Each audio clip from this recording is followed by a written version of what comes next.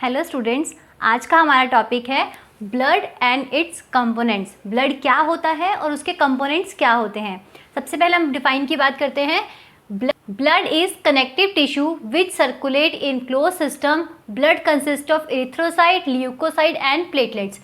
Blood जो है वो एक कनेक्टिव टिश्यू है और ये हमारी पूरी बॉडी में फ्लो करता है और इसके जो कंपोनेंट्स होते हैं वो क्या होते हैं।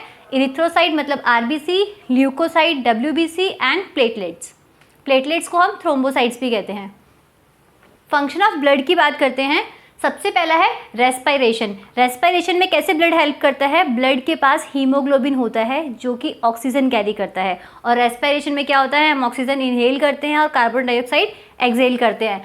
ब्लड ही है जो ऑक्सीजन के मॉलिक्यूल्स को टिश्यू तक ले जाता है, वहाँ पे गैसेस का एक्सचेंज होता है और ब्लड के थ्रू ही कार्बन डाइऑक्साइड बाहर आती है बॉडी से। नेक्स्ट है एक्सक्रीशन। एक्सक्रीशन में क्या होता है, ब्लड के अंदर जितनी भी इम्प्योरिटीज़ होती हैं, जितना भी वेस्ट मटेरियल होता है तो ब्लड के अंदर होता है वो। तो ब्लड जो है वो किडनीज़ के अंदर जाके ट्रैवल करता है और वहाँ पे फिल्ट्रेशन होता है। तो जो हैवी कंपोनेंट्स होते हैं आरबीसी, डब्ल्यूबीसी, कुछ सॉल्ट्स, प्रोटीन, शुगर के कंपोनेंट्स, वो सब वापस ब्लड में फ्लो हो जाते हैं और जो उसका वेस्ट मटेरियल होता है वो किडनी के थ्रू फिल्टर होके यूरिन की फॉर्म में बाहर आता है। न्यूट्रिशन, जितने भी न्यूट्रिएंट्स हम लोग खाते हैं, फैटी एसिड, अमाइनो एसिड, जितने भी न्यूट्रिएंट्स हमारी बॉडी में होते हैं वो सब का एब्जॉर्प्शन किसके थ्रू होता है, ब्लड। क्योंकि वो हमारी बॉडी के अंदर वाइलीज हैं जो इंटेस्टाइन के अंदर है। अब इंटेस्टाइन के अंदर जो वाइलीज है उनका काम क्या होता है, जितने भी न्यूट्रिएंट्स हैं उनको एब्जॉर्ब करना और ब्लड में फ्लो कर देना और उसके बाद जो जहाँ उसकी नीड होती है वहाँ पे ब्लड जो है बॉडी में न्यूट्रिशन को डिस्ट्रीब्यूट कर देता है। Maintain acid base balance. Blood के थ्रू ही हमारी बॉडी में जो एसिड बेस बैलेंस होता है वो मेंटेन रहता है हमेशा। नेक्स्ट है रेगुलेट वाटर बैलेंस। हमारी बॉडी में पानी की कमी ना हो तो वो भी यही देखता है ब्लड। Regulate body temperature.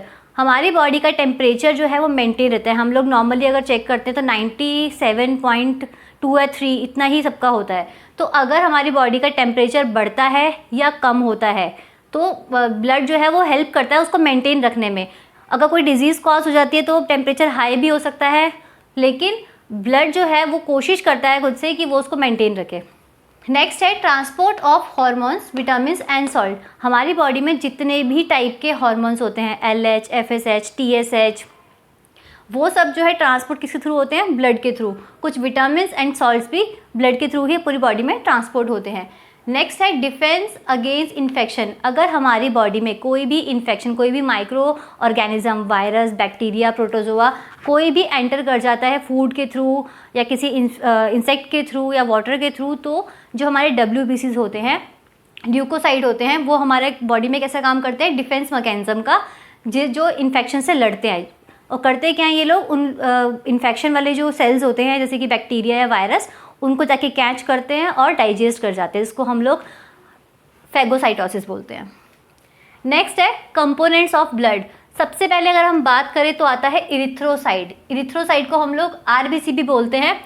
ये कैसा होता है, बाई कॉन्केव डिस्क शेप होता है। बाई कॉन्केव शेप मतलब इस तरह से होता है और अगर मैं इसको साइड से देखूं तो ये कुछ इस तरह से दिखेगा। तो बाई कॉन्केव डिस्क शेप इसकी शेप होती है। इसका डायामीटर होता है 7.2 टू 7.4। इसका जो डायामीटर है वो कितना होगा, 7.2 टू 7.4 माइक्रोन। नेक्स्ट है इसकी थिकनेस। थिकनेस क्या, कितना थिक होता है, तो उसका थिकनेस जो है मैक्सिमम जो है 2 माइक्रोन्स होती है, इससे ज़्यादा नहीं हो सकती। Have HB। इरिथ्रोसाइट के पास हीमोग्लोबिन होता है और हीमोग्लोबिन ब्लड का सबसे हैवीएस्ट एलिमेंट है और हीमोग्लोबिन की वजह से ही इसका कलर जो है वो रेड होता है। अगर हीमोग्लोबिन प्रेजेंट ना हो तो उसका कलर जो है रेड नहीं होगा। हम लोग नोटिस करेंगे कभी किसी का ब्लड बहुत ज़्यादा डार्क रेड होता है, किसी का बहुत लाइट रेड होता है, हम बोलते हैं हीमोग्लोबिन बहुत ज़्यादा या कम है। कैसे पता लगता है, कलर को देख के, क्योंकि जितना ज़्यादा हीमोग्लोबिन होगा उतना रेड कलर उसमें ज़्यादा होगा, जितना हीमोग्लोबिन कम होगा रेड कलर उतना ही कम होगा। तो रेड कलर क्यों आता है ब्लड का, हीमोग्लोबिन की वजह से। इरिथ्रोसाइट मतलब आरबीसी की जो लाइफ स्पैन है वो 100 to 120 डेज होती है। मतलब 100 to 120 डेज के अंदर हमारी बॉडी में वो सेल काम करते हैं, फिर वो रिन्यू होते हैं, पुराने सेल डेड होके नए सेल जनरेट होते हैं। नेक्स्ट है सप्लाई ऑक्सीजन, और हीमोग्लोबिन है तो हीमोग्लोबिन का काम क्या होता है, ऑक्सीजन को सप्लाई करना, तो इसीलिए इरिथ्रोसाइट का काम जो है सप्लाई ऑफ ऑक्सीजन। नेक्स्ट हम बात करें ल्यूकोसाइट की, तो ल्यूकोसाइट को हम WBC भी बोलते हैं। ल्यूकोसाइट के पास न्यूक्लियस होता है और इरिथ्रोसाइट के पास न्यूक्लियस नहीं होता।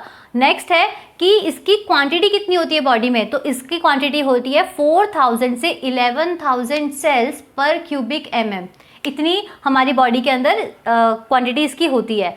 नेक्स्ट है क्लासिफिकेशन। अब जो WBC है ना वो दो पार्ट्स में, मतलब दो क्लासिफिकेशन है उसका। पहला है ए ग्रैनुलोसाइट, दूसरा है ग्रैनुलोसाइट। अब ग्रैनुअल्स क्या होते हैं, क्यों बोला है इसको, क्योंकि जब किसी सेल के अंदर ग्रैनुअल्स प्रेजेंट होते हैं उसे हम बोलते हैं ग्रैनुलोसाइट, ठीक है। और जिसके अंदर ग्रैनुअल्स प्रेजेंट नहीं होते उसे हम बोलते हैं ए ग्रैनुलोसाइट। तो ए ग्रैनुलोसाइट कौन से वाले हैं, लिम्फोसाइट और मोनोसाइट, दो टाइप के हैं। और अगर मैं बात करूँ ग्रैनुअलसाइट की, तो ग्रैनुअल्स किसके अंदर है, तो वो है न्यूट्रोफिल, बेसोफिल और स्नोफिल, वो इस टाइप के होते हैं, कुछ इस टाइप के दिखते हैं, और इसके अंदर से लोब्स भी होते हैं, ठीक है। नेक्स्ट टॉपिक में नेक्स्ट वीडियो शूट करूँगी तो इन पे अलग अलग एक वीडियो शूट करूँगी, तब आप देख सकते हैं उसके अंदर।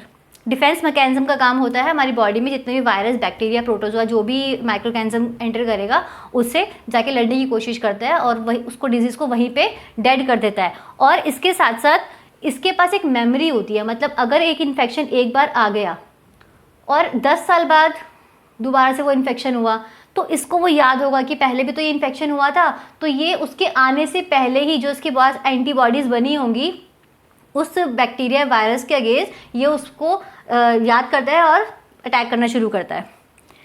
इसकी लाइफ स्पैन है 2 वीक्स, 2 हफ्ते में भी 14 to 15 डेज ये आपकी बॉडी में काम करता है, उसके बाद ये रिन्यू होता है। नेक्स्ट है प्लेटलेट्स। प्लेटलेट्स को हम थ्रोम्बोसाइट्स भी बोलते हैं। इसका साइज़ कितना होता है, 2 to 3 माइक्रोन, बहुत ही टाइनी होते हैं, बहुत छोटे छोटे से सेल्स होते हैं। अगर हम इसकी स्लाइड देखेंगे तो सबसे बड़े RBC दिखते हैं, उसकी बैकग्राउंड पे WBC दिखते हैं, और बहुत ही छोटे ब्लू कलर के जो दिखते हैं वो प्लेटलेट्स होते हैं, बहुत छोटे होते हैं। इसकी लाइफ स्पैन है 8 to 10 डेज, 8 से 10 दिन तक हमारी बॉडी में रहते हैं, फिर दोबारा से रिन्यू होते हैं। इसका जो क्वांटिटी है 1.5 to 3.5 लाख पर क्यूबिक mm। एक क्यूबिक mm के अंदर 1.5 से 3.5 लाख सेल्स जो हैं वो प्रेजेंट होते हैं ब्लड में। नेक्स्ट इसका मेन काम क्या है, clotting of blood. Clotting of blood मतलब अगर कहीं भी इंजरी हो जाती है, कोई कट लग जाता है, तो वहाँ पे हमारी बॉडी अपने आप रिपेयर करती है। तो रिपेयर कैसे करती है, क्योंकि प्लेटलेट्स वहाँ पे जाके सेटल हो जाते हैं और एक प्लेग बनाते हैं। उस जो क्लॉट है वो ब्लीडिंग को रोक देता है। आपने नोटिस किया होगा, अगर मुझे यहाँ कट लगा तो मैक्सिमम 2 या 3 मिनट तक तो ब्लीडिंग होगा, उसके बाद धीरे धीरे ब्लीडिंग जो है वो कम होगा और एक पतली सी लेयर बन जाती है उस चोट के ऊपर। ऐसा क्यों होता है, क्योंकि प्लेटलेट्स जो होते हैं वो एक के ऊपर एक कोलैप्स होते रहते हैं और वहाँ पे उसको अपनी लेयर बनाते हैं। इस टॉपिक के हैंड रिटन नोट्स मेरे इंस्टाग्राम चैनल पे आपको मिल जाएंगे, और नेक्स्ट वीडियो में हम इसको एक्सप्लेन करेंगे। इरिथ्रोसाइट अलग पढ़ेंगे, ल्यूकोसाइट अलग पढ़ेंगे और प्लेटलेट्स अलग पढ़ेंगे, क्योंकि ये बहुत बड़े टॉपिक्स हैं। Thank you.